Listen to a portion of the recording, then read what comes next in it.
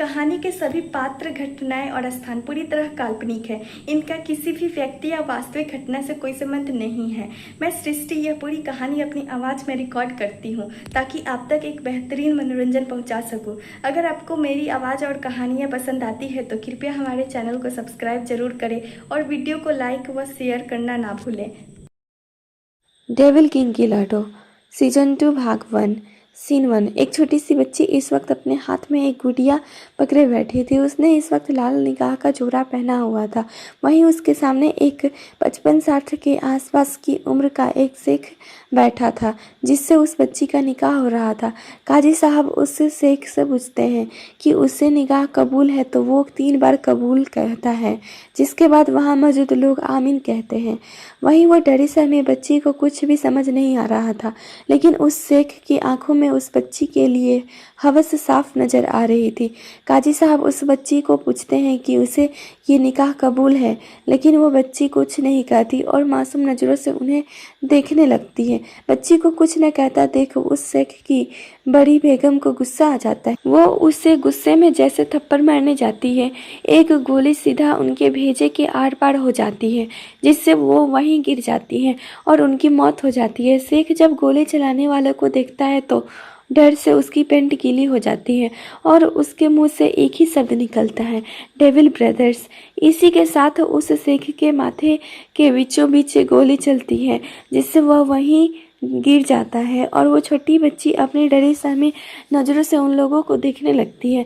तभी जिस शख्स ने गोली चलाया था वह उस शेख की लाश को देखते हुए अपनी सर्द आवाज़ में अपने बगल खड़े शख्स को कहता है, बच्ची को लेकर आओ। वो शख्स जाता है और सीधा बच्ची को गोद में उठा वहाँ से निकल जाता है। सीन 2। एक लड़की काफ़ी बुरी हालत में सड़कों पर पड़ी थी और वहीं से आने जाने वाले लोग उसकी तस्वीरें खींच रहे थे। किसी ने भी जमत नहीं उठाई उसके नग्न शरीर को ढकने की। बस वो लड़की चर्चा का पात्र बनी हुई थी वहाँ के खड़े लोगों के लिए। अभी वहाँ कतारों काले रंग की गाड़ियाँ आती हैं। उन गाड़ियों में लगे लोगों को देख भीड़ ऐसे हट जाती है जैसे शहद चूसने के बाद मधुमक्खी। उन गाड़ियों में से एक शख्स बाहर आता है और भागते हुए उस लड़की के पास जा उसके शरीर को अपने कोट से ढक देता है। उसकी आंखें लाल थी जो आग उगल रही थी। अब ये आग कुछ लोगों को अग्नि स्नान करवाने के बाद ही शांत होने वाला था। सीन 3। गाड़ियों की लंबी कतार एक साथ आकर बड़े से हॉस्पिटल के सामने रुकती है, जिस पर बड़े बड़े अक्षरों में सिटी हॉस्पिटल लिखा था। गाड़ियों के रुकते ही 3 गजब की पर्सनालिटी वाले इंसान गाड़ी से उतरते हैं और सीधा लंबे लंबे डग भाग भरते हुए हॉस्पिटल के अंदर चले जाते हैं। वहाँ कई मीडिया कर्मियों का जमावड़ा था, जिसमें बॉडीगार्ड ने रोक रखा था। तीनों शख्स हॉस्पिटल के अंदर जा सीधा VIP सेक्शन में जाकर एक वार्ड के सामने खड़े हो जाते हैं और एकटक ग्लास से वार्ड को अंदर देखते हैं, जहां एक लड़की हॉस्पिटल बेड में लेटी थी और पूरी तरह मशीनों से घिरी हुई थी। उस लड़की की हालत देख तीनों की आंखें लाल हो जाती है। तभी डॉक्टर देते हुए बोलने की कोशिश करता है, वो बच्ची ने ड्रग्स। वो डॉक्टर इतना ही कहता है कि एक शख्स जो ऑरा में वहाँ मौजूद 2 लोगों से ज़्यादा था, वो सीधा उस डॉक्टर का गला पकड़ उसे दीवार से सटा दांत पीसते हुए कहता है, एक शब्द नहीं वरना हलक से जान निकल लूँगा। इस वक्त उस शख्स की आंखें गुस्से से लाल थी। उसका गुस्सा देख वो डॉक्टर खड़े खड़े डर से पैंट गीली कर देता है। कैसा लगा ट्रेलर? कमेंट कर ज़रूर बताना। इसमें फर्स्ट सीजन से ज़्यादा मज़ा आने वाला है। बस आप लोग सपोर्ट कर देना, मुझे और कुछ नहीं चाहिए। आप लोग के डिमांड पर लाई हूँ। मैं जानती हूँ लोग कहेंगे कि वापस से ऐसा सीन नहीं डाल दिया पहले सीजन की तरह, लेकिन इस बार कंटेंट अलग है। उस बार पर्सनल दुश्मनी था। ये सीजन उन सारे युवाओं के लिए है जो नशे में चूर खुद की ज़िंदगी तबाह कर लेते हैं, और मैंने ऐसे बहुत से बच्चे को देखा है जो कम उम्र में नशे की आदी होकर अपना भविष्य खराब कर लेते हैं। मुझे किसी पेरेंट्स ने ये डिमांड किया था कि मैं ऐसा कुछ लिखूं ताकि उनके बच्चों को सबक मिले और बाकी युवा को भी जो खुद अपने माँ बाप से ऊपर समझ लेते हैं। कोई भी स्टोरी को पहले सीजन से कंपेयर नहीं करेगा। इसमें बहुत कुछ डिफरेंट है, पहले सीज़न से बहुत अलग है ये। पहले सीज़न में बहुत कुछ छूट गया था, इसमें सब कवर हो जाएगा। मुंबई काफ़ी मूसलाधार बारिश हो रही थी, जगह जगह पानी भर चुका था, जिससे सड़कों पर निकलना मुश्किल हो रहा था। वहीं एक हॉस्पिटल में 3 लड़के खड़े थे, जिसमें से एक की उम्र 13 साल और 2 का लड़कों की उम्र 11 साल की थी। वो दोनों जुड़वा भाई थे, बस अलग चेहरे के साथ। जो 13 साल का लड़का था वो था राघव ओबरॉय, मुंबई के जाने माने बिजनेस रुद्रा ओबरॉय के बेटे। वहीं 2 लड़के थे, विवान ओबरॉय और आरव ओबरॉय, जो राघव के छोटे भाई थे। इस वक्त तीनों की हालत काफ़ी बुरी थी। वो तीनों बुरी तरह से भीगे हुए थे और ऑपरेशन थिएटर के बाहर खड़े थे। कुछ ही देर में ऑपरेशन थिएटर की लाइट बंद होती है और एक डॉक्टर बाहर आती है। वो हाथ में एक छोटे से बच्चे को सफ़ेद तौलिए में लपेटते बाहर आती हैं और उस बच्चे को राघव के साथ हाथ में देकर कहती हैं, लो संभालो अपनी छोटी बहन को। राघव बच्ची को अपने गोद में ले लेता है और एकटक उसे देखने लगता है। उस बच्ची ने अपने नन्हे नन्हे हाथों की मुठ्ठियाँ बना रखी थी, गाल छोटा सा, चेहरा गोरा रंग, गुलाबी होठ। बच्ची देखने में बहुत प्यारी लग रही थी।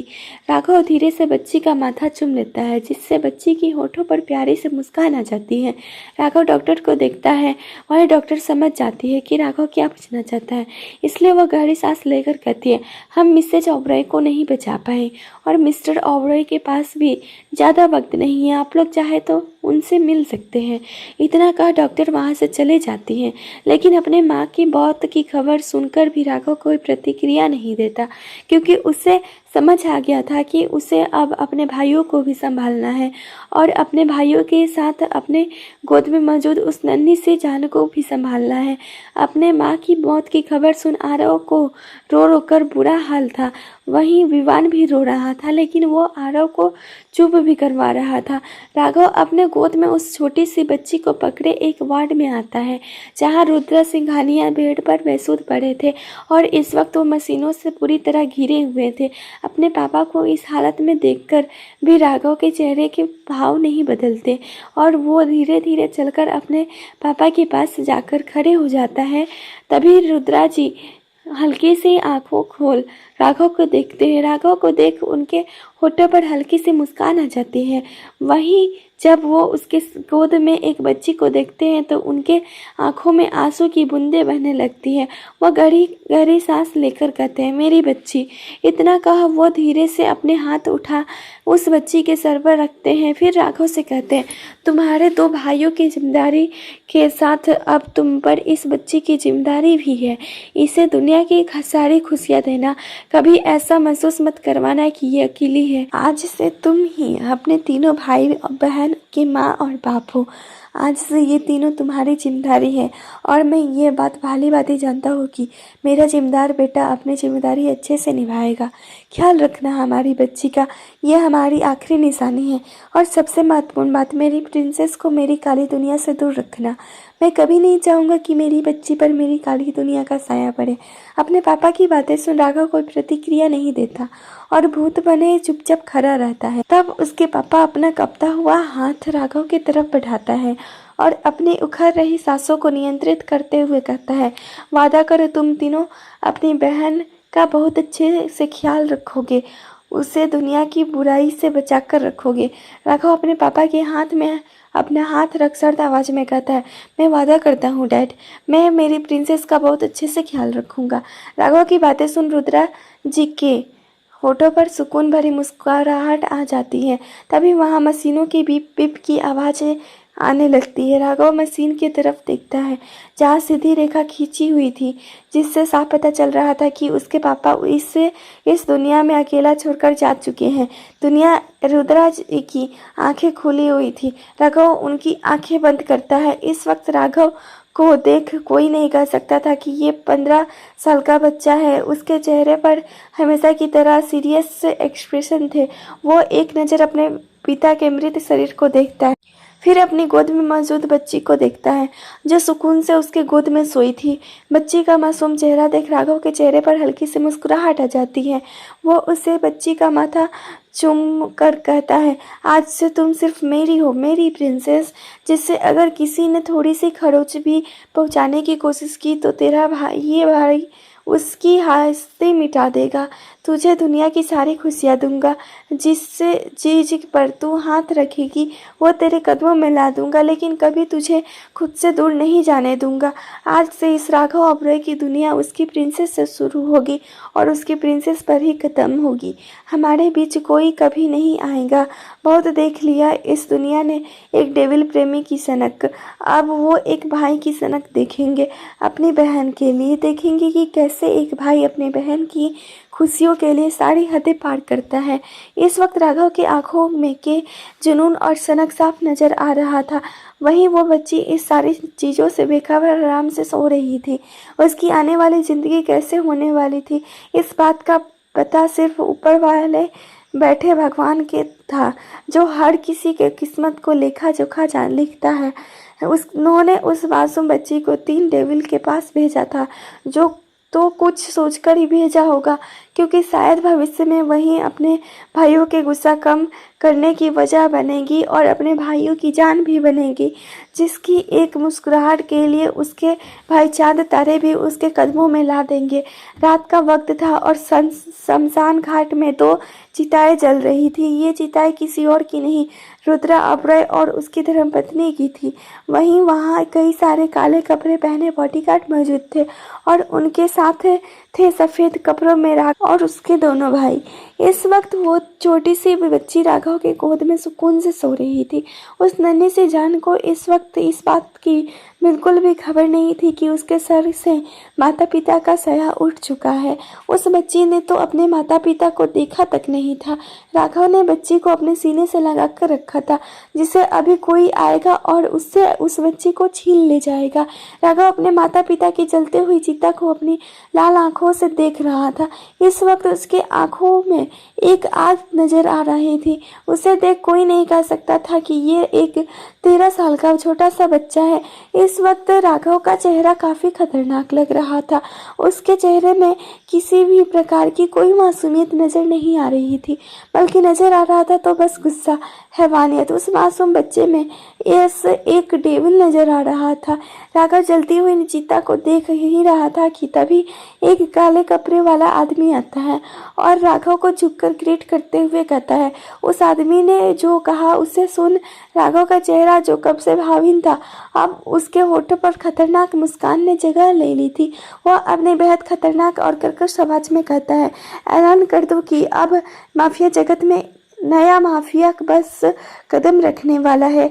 इस वक्त राघव की आवाज़ इतनी खतरनाक थी कि अच्छे से अच्छे आदमियों की पेंट गीली हो जाती। वहीं विवान और आरव बस अपने भाई को देख रहे थे। अब उनके लिए उनका भाई ही उनकी दुनिया था। बच्ची जो आराम से राघव की गोद में सोई हुई थी, अचानक से कसमसाते हुए रोने लगती है। उसके रोने की आवाज़ सुन राघव का चेहरा, जो कुछ वक्त पहले कठोर था, अब वो सामान्य हो गया था। इस वक्त उसके चेहरे पर उस बच्ची को रोते देख परेशानी साफ झलक रही थी। वो उसे अपने सीने से लगाए प्यार से चूम करवाते हुए कहता है, नहीं प्रिंसेस, रोते नहीं, भैया है ना, बिल्कुल नहीं रोते। बच्ची का रोना बंद ही नहीं हो रहा था। आरव और विवान के चेहरे पर भी बच्ची के लिए फिक्र साफ नजर आ रही थी। बच्ची को इस कदर रोते देख विवान की आंखें भी नम हो जाती है। सिर्फ विवान की ही नहीं, वहाँ मौजूद बॉडीगार्ड जो किसी पत्थर समान थे, उस मासूम बच्ची के आंसुओं ने उन्हें भी पिघलाए को मजबूर कर दिया था। बच्ची को इस कदर रोता देख उन्हें समझ नहीं आ रहा था कि वो क्या करे, क्योंकि भले वो तीनों खुद को मजबूत दिखाने की कोशिश कर ले, लेकिन थे तो बच्चे ही। विवान के दिमाग में कुछ आता है तो भी वो राघव के हाथों से बच्ची को ले राघव से कहता है, भाई डॉल को भूख लगी है। विवान के जवाब पर राघव कुछ कहता उससे पहले ही आरव कहता है, मैं अभी पिज्जा ऑर्डर कर देता हूँ हमारे डॉल के लिए। आरव की बातें सुन विवान मन में किया कि वो अपना सर दीवार पर मार दे, लेकिन इस वक्त वो कुछ नहीं कर सकता था। तभी राघव अपनी सर्द आवाज़ में बॉडीगार्ड को कहता है, जल्दी से मेरी प्रिंसेस के लिए हल्का गर्म दूध लेकर आओ। राघव का ऑर्डर सुन सभी बॉडीगार्ड एक दूसरे का चेहरा देखने लगते हैं। फिर घड़ी में समय देखते हैं। रात के 2 बज रहे थे, जिस वक्त सारी दुकानें बंद हो जाती है। एक बॉडीगार्ड बड़ी हिम्मत करते हुए राघव से कहता है, छोटे माफिया बॉस, इस वक्त तो सारी मेडिकल शॉप, सारे दुकानें बंद हो चुकी होगी। राघव जो प्यार से बच्ची का सर सहला रहा था, उस बॉडीगार्ड की बातें सुन उसके हाथ रुक जाते हैं। वहीं उस बॉडीगार्ड के पैर डर से थर-थर काँप रहे थे। वहीं राघव बच्ची के आंसुओं से भरे चेहरे को देखते हुए सर्द आवाज में कहता है, वो मेरी प्रॉब्लम नहीं है। अगर शॉप का ऑनर शॉप ना खोलने से मना कर दे तो उसका शॉप के साथ उस घर भी उड़ा दो। राघव की बातें सुन वो बॉडीगार्ड डर से अपना सलाइवा गटक लेता है। इस वक्त उसे राघव के में अपने बाप की छवि नजर आ रही थी, जो कि एक बेरहम माफिया बॉस था, जो बेकसूरों और गरीबों के लिए तो मसीहा था, लेकिन जुर्म करने वालों और किसी लड़की की इज्जत पर हाथ डालने वालों के लिए हैवान था। राघव का ऑर्डर मिलते ही वो बॉडीगार्ड 9-2-11 हो जाता है। वहीं राघव और विवान बच्ची को लिए अपने कार की बैक सीट में बैठ जाते हैं। बच्ची को इस वक्त सफ़ेद कपड़े में लिपटा गया था, तो विवान उस कपड़े को हल्का सा खोल देता है, जिससे बच्ची चुप होकर उसे अपनी गुड़िया जैसी आंखों से देखने लगती है। वहीं बच्ची को चुप हुआ देख तीनों के चेहरे पर सुकून साफ नजर आने लगती है। राघव बच्ची के चेहरे को हल्के से टिश्यू की मदद से पोंछने लगता है। वहीं वो बच्ची टिश्यू को अपने नन्हे नन्हे हाथों से पकड़ने की कोशिश कर रही थी। उसे ऐसा करते देख आरव हल्के से मुस्कुराकर कहता है, बेबी को लगता है टिश्यू से खेलना है। विवान उसे अच्छे से पकड़ते हुए कहता है, इसे शायद कपड़े में प्रॉब्लम हो रही है, इसलिए रो रही थी। अभी देखो कैसे एकदम चुप होकर हमें देख रही है, ये छोटी से नटखट डॉल। इतना कहा हुआ उसके छोटे से नाक को हल्के से छू लेता है, जिससे बच्ची के होठों पर हल्की सी मुस्कान आ जाती है। बच्चे की मुस्कान देख तीनों भाइयों के होठों पर मुस्कान आ जाती है। एक शख्स जिसकी उम्र 40 के आसपास थी, वो एक नाबालिग लड़की के साथ इंटीमेट हो रहा था। उसके कपड़े फर्श पर पड़े हुए थे।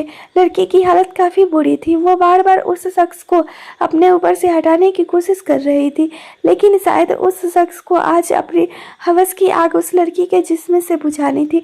वो हर तरह की कोशिश कर रहा था ताकि उस लड़की को दर्द का एहसास करवा अपनी मर्दानगी साबित कर सके। कुछ ही देर में वो लड़की बेहोश हो जाती है, लेकिन वो शख्स नहीं रुकता, बल्कि अपना काम जारी रखे रहता है। कुछ ही देर में अच्छे से संतुष्ट हो उस लड़की को देख डेविल स्माइल कर कहता है, कहा था ना औकात से ज़्यादा मुंह मत खोल, लेकिन तू साली मेरी मर्दानगी पर सवाल उठा रही थी।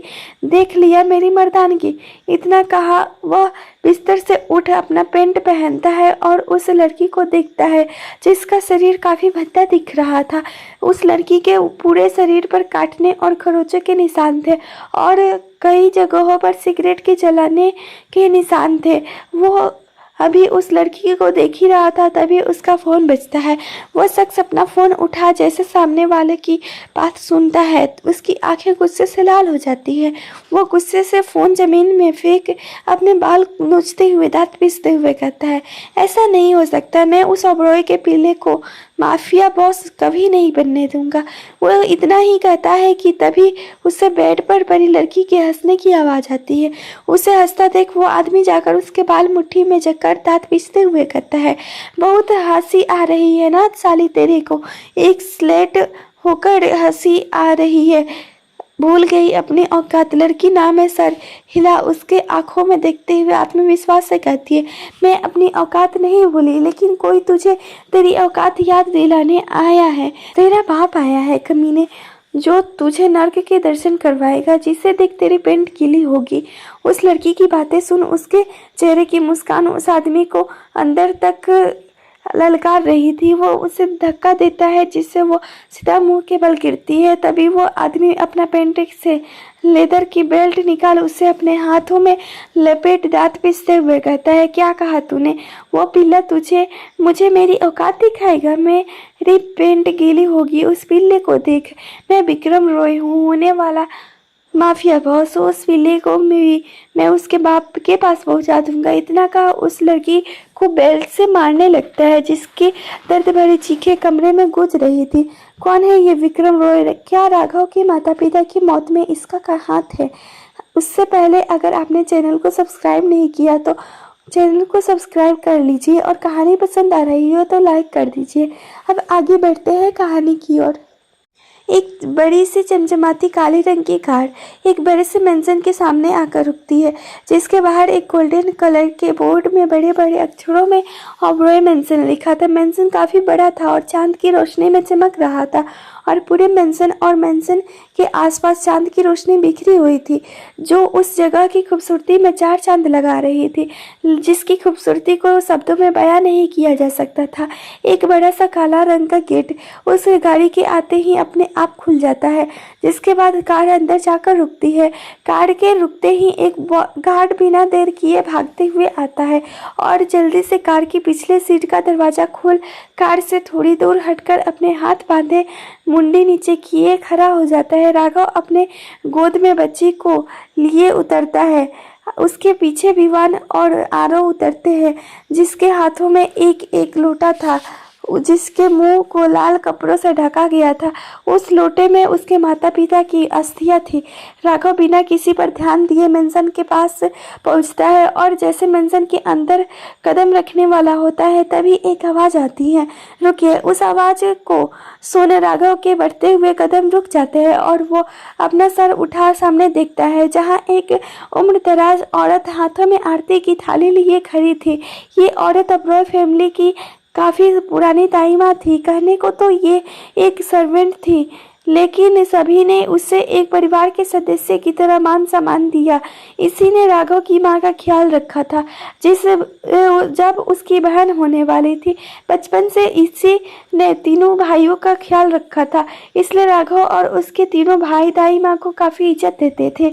दाई माँ आती है और बच्ची की आरती उतार उसे तिलक लगा देती है, जिसके बाद बच्ची थोड़ा कसमसाती है, लेकिन फिर सो जाती है। बच्ची की रंगत गुलाबी थी, वो देखने में काफ़ी प्यारी और सुंदर थी। कोई भी उस बच्ची को देखता तो उसे खुद को उसे गोद में लेने से रोक नहीं पाता। दाई माँ बच्ची के बलाइयाँ लेते हुए कहती है, कितनी प्यारी बच्ची है, भगवान इसे इसकी ज़िंदगी की कुछ सारी खुशियाँ दे। अफसोस जताते हुए बेचारी बच्ची इस दुनिया में आते ही इसके सर से माता पिता का साया उठ गया और बेचारी बच्ची अनाथ। दाई माँ इतना ही कहती है कि राघव अपने रौबदार आवाज़ में कहता है, मेरी प्रिंसेस अनाथ नहीं है, आज से इसका माता पिता सब मैं हूँ। इस वक्त राघव की आंखें आग उगल रही थी। एक पल के लिए राघव की आंखें देख दाई माँ भी अंदर तक कांप गई। राघव उन्हें इग्नोर कर मेंशन के अंदर चले जाता है, और उसके पीछे पीछे विवान और आरव भी चले जाते हैं। दाई माँ उन्हें जाते देख खुद से कहती, क़यामत आने वाली है। इस बच्ची के साथ एक तूफान का जन्म हुआ है, एक डेविल, एक शैतान का जन्म हुआ है। ये तूफान कब सुनामी का रूप ले ले, ये तो अब स्वयं महादेव ही जानते हैं, जिसने इस मासूम सी अंजल के साथ एक डेविल को जन्म दिया है।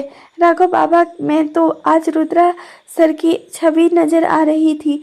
अब पता नहीं राघव बाबा अपने दुश्मनों का क्या हाल करेंगे। हाथ जोड़, हे महादेव, इन चारों बच्चों की रक्षा करना, इन पर किसी का भी बुरा साया मत पड़ने देना, खासकर उस मासूम बच्ची की रक्षा करना। उन हैवानों के हाथ कभी मत लगने देना उसे। राघव अपने कमरे में आता है और उस बच्ची को ले जाकर बिस्तर में सुला देता है और उसके छोटे से चेहरे को निहारने लगता है। वह छोटी सी बच्ची अपने दोनों हाथों की मुट्ठियां बनाए सो रही थी, जिससे वो काफ़ी प्यारी लग रही थी। राघव उस बच्ची के नन्हे से हाथ को पकड़ उसे चूमता है और किसी सनकी की तरह कहता है, अब से तुम सिर्फ मेरी हो प्रिंसेस, सिर्फ मेरी। राघव ओबरॉय की जान हो तुम। तुम्हारी जिंदगी में आने वाले हर शख्स को तुम्हारी ज़िंदगी से में दस्तक देने के लिए मुझसे इजाज़त लेनी होगी, वरना उसकी ज़िंदगी में सीधा मौत दस्तक देगी। इस वक्त राघव के होठों पर मिस्टीरियस मुस्कान थी। तभी वो किसी को फ़ोन करता है और अपनी सर्द आवाज़ में कहता है, कल माफिया की मीटिंग है और मीटिंग में नए माफिया बॉस की एंट्री होगी। इतना कहा वो फ़ोन काट देता है और बच्ची को देखने लगता है। तभी आरव और विवान कमरे में आते हैं। उनके दोनों हाथ में बैग्स थे। वो दोनों उसे ले जाकर बिस्तर पर रख कहते हैं, भाई डॉल की ज़रूरत का सामान आ गया। इतना कहा वह दोनों वहीं बैठे बच्ची को देखने लगते हैं जो सुकून से सो रही थी। उसे सुकून से सोता देख उनके होठों पर भी प्यारी सी मुस्कान थी। आरव बच्ची के नन्हे नन्हे हाथों को छूते हुए धीरे से कहता है, इसके हाथ कितने छोटू से हैं और ये कितनी प्यारी भी हैं। भगवान जी ने हमारी विश पूरी कर दी, हमें एक प्यारी सी डॉल जैसी बहन दे दी। विवान उसके नन्हे नन्हे पैरों को चूमकर कहता है, हम हमारी प्रिंसेस की हमेशा रक्षा करेंगे, किसी का भी बुरा साया हमारी प्रिंसेस पर नहीं पड़ने देंगे। मायूस होकर राघव से, हम तो मॉम डैड के बिना रह लेंगे, लेकिन प्रिंसेस ये तो कितनी छोटी सी है, इससे तो अभी माँ पापा की ही ज़रूरत पड़ेगी। राघव बच्ची को देखते हुए कहता है, नहीं पड़ेगी, हम हमारी प्रिंसेस को इतना प्यार देंगे कि उसे कभी मॉम डैड की कमी महसूस ही नहीं होगी। इतना कहा वह बच्ची का माथा चूम उसके बगल में ही लेट जाता है और बच्ची के दूसरी तरफ आरव और विवान लेट जाते हैं और उस बच्ची को प्यार से निहारते हुए तीनों नींद की आगोश में चले जाते हैं। विक्रम रॉय अपने बालकनी में खड़ा सिगरेट की कस ले रहा था। इस वक्त वह शर्टलेस था। वह सिगरेट की कस लेते हुए आसमान में देखता है जहां काले बादल छा रहे थे। वह आसमान में देखते हुए तेज आवाज में कहता है, तू हार गया रुद्रा रॉय और मैं जीत गया। तुझे क्या लगता है तेरा वो पिला मुझसे अपने बाप माँ की मौत का बदला लेगा? ये सिर्फ सपनों में मुमकिन है, हकीकत में नहीं। तूने 3 बेटे को तो पैदा कर लिया, लेकिन उन तीनों बेटों की कमजोरी एक बेटी भी पैदा कर ली, जो नहीं करना था। तू कहता था ना तेरे तीनों बेटे शेर हैं, लेकिन तेरे इन तीनों शेर की लगाम कसने के लिए तेरी बेटी को तो अपने कैद में लाकर रहूँगा। दुनिया का बेतहाशा बच्चा, माफिया किंग रुद्रा अब्रोय की इकलौती बेटी, जब बड़ी होकर लोगों का बिस्तर गर्म करने का एक सामान्य बनकर रह जाएगी तो तेरी आत्मा बस तड़पेगी और मुझे तुझे मरने के बाद भी तड़पते देखना है। तुझे मुझसे सब छीने, अब मैं तुझसे तेरी बेटी चुनूंगा। तेरे वो 3 पिले चाहकर भी कुछ नहीं कर पाएंगे। इतना का वो हंसने लगता है। इस वक्त उसकी हंसी काफ़ी डरावनी थी। वहीं आसमान में बिजलियाँ कड़क रही थी और कुछ ही देर में वो बारिश होने लगती है। क्या करने वाला है विक्रम? क्या किया था रुद्रा ने विक्रम के साथ? सुबह के 5 बज रहे थे। तीनों भाई थककर सो रहे थे। तभी उन्हें किसी के रोने की आवाज़ आती है, जिससे वो तीनों उठ जाते हैं और देखते हैं तो बच्ची, उनकी प्रिंसेस, रो रही थी। बच्ची को इस कदर रोता देख तीनों घबरा जाते हैं। राघव जल्दी से बच्ची को गोद में लेता है। तभी उसे बच्ची के कपड़े गीले महसूस होते हैं। राघव हल्का सा मुस्कुराकर उसके नाक से अपनी नाक रगड़ करता है, मेरी प्रिंसेस ने पेंट गीली कर दी, अभी भैया अपनी डॉल के अच्छे से साफ करेंगे। राघव बच्ची को गोद में लिए उठाता है और अभी विवान ने जल्दी से बेडशीट चेंज करने लगता है। उसे ये सारे काम आते तो नहीं थे, लेकिन फिर भी वो कर ही रहा था। वहीं राघव बच्ची को लेकर सोफे पर बैठ जाता है और उसके गीले कपड़े खोल रहा था।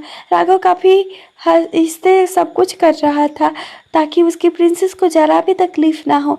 वहीं आरव छोटे से टब में गर्म पानी लेकर आता है और साथ में एक साफ मुलायम तौलिया भी लाता है ताकि बच्ची को रेसेस ना हो। कहने को तो तीनों बच्चे ही थे, लेकिन इस वक्त तीनों एक जिम्मेदार भाई लग रहे थे जिन्हें बस अपनी बहन की फिक्र थी। आरव टब सोफे के सामने मौजूद टेबल पर रख देता है, जिसके बाद राघव धीरे धीरे बच्चे के शरीर को गर्म पानी से पोंछने लगता है। ये सब उसने उसकी माँ से सीखा था। जब उसकी बहन पेट में थी तब वो अपने माँ से हमेशा कहा करता था कि उसकी बहन को संभालेगा, उसे नहलाना खिलाना सब वही करेगा। आज हुआ भी ठीक वैसा ही। सब कुछ वो खुद ही कर रहा था। बच्ची को अच्छे से साफ कर राघव उसे अच्छे से पाउडर लगा उसे एक प्यारा सा गुलाबी रंग का फ्रॉक पहना देता है, जिसमें वो काफ़ी प्यारी लग रही थी। वो टुकुर टुकुर राघव को देख रही थी। वहीं दाई में दरवाजे पर खड़ी उन तीनों लड़कों को देख रही थी जिन्होंने आज से पहले खुद से पानी का गिलास तक लेकर नहीं पिया था। आज वो उस बच्ची का सारा काम कर रहे थे। किसी ने सच ही कहा है, कुछ हालातें गैर जिम्मेदार लोगों को भी जिम्मेदार बना देती है। दाई माँ के होठों पर प्यारी सी मुस्कान थी और आंखें नम थी। वो नम आंखों से उन्हें देखते हुए कहती है, देख रही है मालकिन, अब आपके तीनों शहजादे एक जिम्मेदार भाई बन ने की राह में चल पड़े हैं। मुझे पूरा यकीन है ये तीनों एक अच्छे भाई साबित होंगे और दुनिया के लिए मिसाल कायम करेंगे। दाइमा अपने आंसू पोंछ अंदर आती है। इस वक्त उनके हाथों में दूध का बोतल था। वो राघव के पास जाकर कहती है, बच्ची को दूध दीजिए बाबा, मैं इसे दूध पिला देती हूँ। इतना कहा वो जैसे बच्ची को लेने के लिए हाथ बढ़ाती है, तभी राघव बच्ची को अपने सीने से लगा दाइमा से अपनी सर्द आवाज में कहते हैं, कोई ज़रूरत नहीं है, हम तीनों हैं हमारी प्रिंसेस के लिए। इतना कहा राघव दाइमा के हाथों से दूध बोतल ले उसे पहले अपने हाथों में गिरा चेक करता है, उसके बाद बच्ची को पिलाने लगता है। बच्ची काफ़ी भूखी थी, इसलिए वो जल्दी जल्दी दूध पीने लगती है। तभी दाइमा फिर से कहती है, बेटा कुछ देर में पंडित जी आने वाले हैं, बच्चे के नामकरण की विधि करने के लिए बच्चे को तैयार कर देना और तुम तीनों भी तैयार हो जाना। इतना का दाइमा एक नज़र बच्ची को देखती है और वहाँ से चले जाती है। तभी आरव अंगड़ाई लेते हुए कहता है, आज स्कूल की छुट्टी है क्योंकि आज हमारी डॉल का नया नाम मिलेगा। आरव की बातें सुन बच्ची के होठों पर भी प्यारी सी मुस्कान आ जाती है। एक लड़की जो नग्न अवस्था में पड़ी हुई थी, उसकी हालत साफ बयां कर रही थी। उसके साथ कितनी दरिंदगी की गई थी। उसके शरीर पर खरोंचों और काटने के निशान साफ नजर आ रहे थे और उसे कई जगहों से सिगरेट से जलाया भी गया था। वो लड़की फर्श पर पड़ी थी, उसके शरीर पर बेल्ट से मारने के निशान भी थे।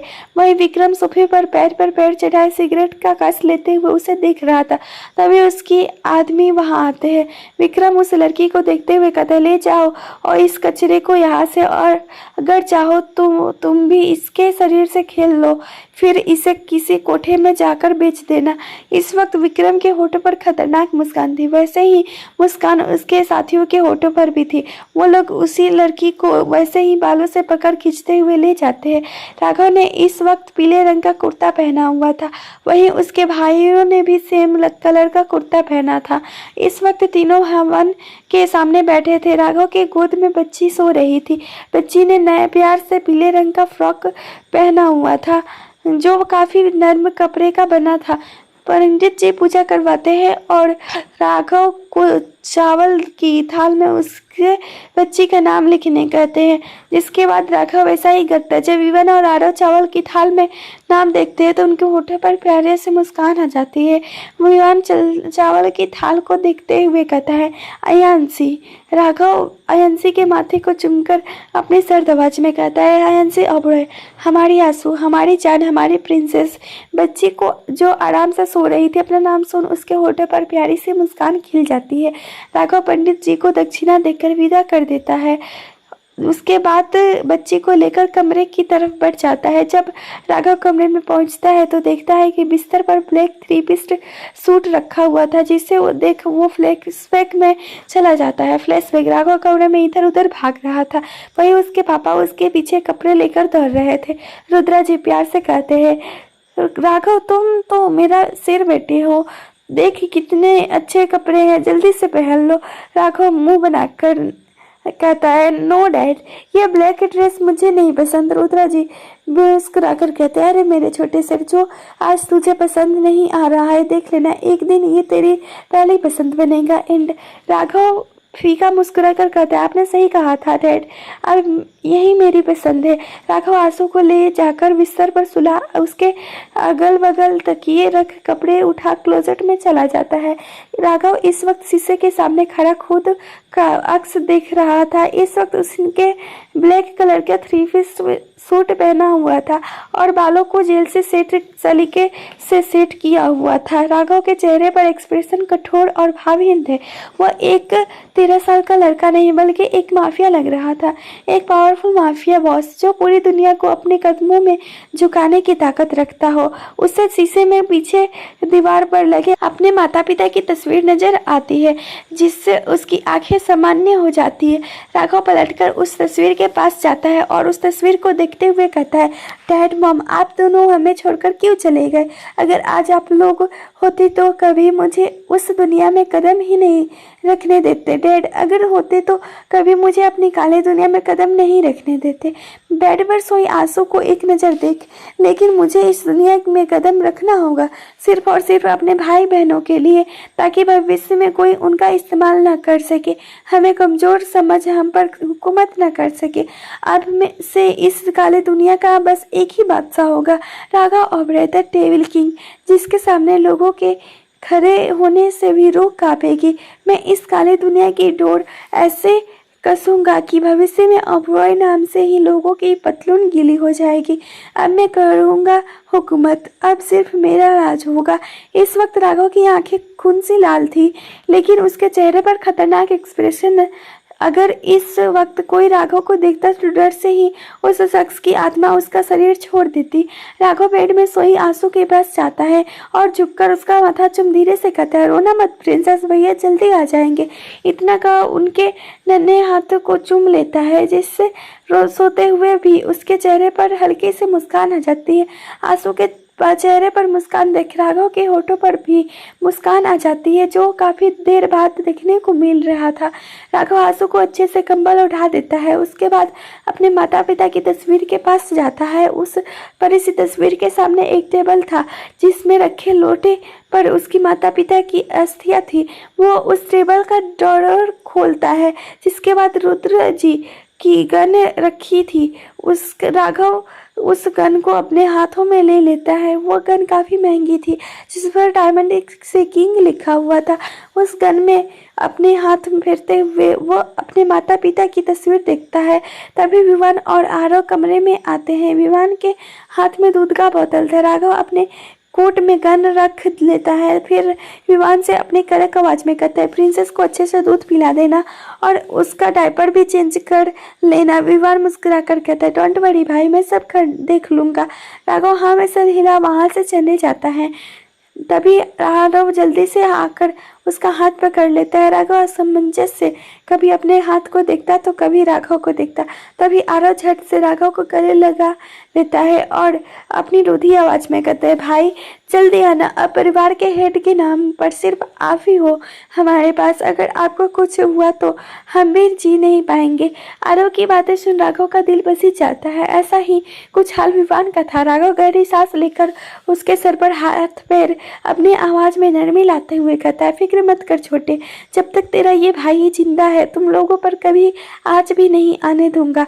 आरव के गले लगा देख विवान भी झट से आकर उनके गले लग कर कहता है, हम तीनों हमेशा ऐसे ही साथ रहेंगे और हमारे प्रिंसेस को हर बुरी नजरों से बचाएंगे, उसका बहुत अच्छे से ख्याल रखेंगे। राघव उनसे दूर होता है और उन्हें एक नज़र देख अपने कमरे में से निकल जाता है। आरव और विवान दरवाजे की तरफ ही देख रहे थे। तभी आंसू कसमसाते हुए रोने लगती है। उसके रोने की आवाज़ सुन आरव और विवान जल्दी से बिस्तर में आ जाते हैं। विवान धीरे से आंसू को अपनी गोद में ले लेता है और कहता है, क्या हो गया मेरी प्रिंसेस को, क्यों रो रही है मेरी प्रिंसेस। विवान आंसू को डायपर छूकर देखता है जो गीला था। वो धीरे से उसका डायपर खोल वहाँ से डस्टबिन में डाल देता है और साइड टेबल में मौजूद पाउडर से उसे लगा देता है ताकि गीलेपन से उससे रेसेस ना हो। जब तक विवान आंसू का डायपर खोलता है तब तक आरव दूसरा डायपर और कपड़ा लेकर आता है। तब विवान उसे नया डायपर पहना, एक प्यारा सा छोटा सा टी शर्ट पहना देता है, फिर उसके मुंह में दूध की बोतल का निप्पल लगा देता है। आंसू जल्दी जल्दी दूध पीने लगती है, जिससे साफ पता चल रहा था कि उसे काफ़ी ज़्यादा भूख लगी है। मारा मुस्कुराकर आंसू को देखते हुए कहता है, हमारी प्रिंसेस कितनी क्यूट है ना भाई। विवान बस मुस्कुरा देता है। थोड़ा सा दूध पीने के बाद आंसू निपल छोड़ देती है।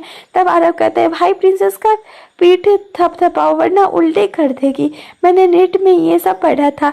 विवान नामे सर हिलाकर कहता है, कभी बुक भी पढ़ लिया कर। विवान की बात पर आरव बस दांत दिखा देता है। वहीं उन्हें देख नन्ही सी आंसू के चेहरे पर भी मुस्कान आ जाती है। तब विवान उसे गोद में ले उसका पीठ चलाने लगता है और उसे बिस्तर में सुला उसके साथ वो दोनों खेलने लगते हैं। राघव इस वक्त एक बड़ी सी काली रंग की कार में ब्लैक सीट पर किसी राजा की तरह बैठा था। वहीं उसके कार के आगे और पीछे गाड़ियां का काफिला दौड़ रहा था। राघव का सारा ध्यान अपने टेब में था। वो टेप में देखते हुए आके बैठे अपनी मैनेजर से सर्द आवाज में कहता है, आज की माफिया मीटिंग में मुझे हर वो शख्स चाहिए जो माफिया वर्ल्ड से जुड़ा हुआ है और मेरे डैड से जुड़ा हुआ है। राघव की आवाज़ सुन मैनेजर पसीने पूछते हुए कहता है, सब मौजूद होंगे छोटे बॉस। राघव अपनी खतरनाक आवाज में कहता है, होना तो हो पड़ेगा ही, अगर नहीं हुए तो कल का सूरज नहीं देख पाएंगे। इस वक्त राघव के होठों पर खतरनाक मुस्कान थी। वही 13 साल के बच्चे के मुंह से ऐसी खतरनाक बातें सुन मैनेजर की तो हालत खराब हो जा रही थी। अगले एपिसोड में धमाका होगा। सोचिए जब राघव का सामना विक्रम रॉय से होगा तो क्या होगा। आगे की कहानी अगले भाग में पढ़िए। तब तक के लिए धन्यवाद। मेरे साथ ये कहानी सुनिए दोपहर 12:30 बजे और अपनी समीक्षा देना ना भूलें। चैनल पर नए हैं तो चैनल को सब्सक्राइब करें और सुनिए रोज एक नई कहानी। तब तक के लिए आप हमारी पुरानी कहानियों को भी सुन सकते हैं। धन्यवाद।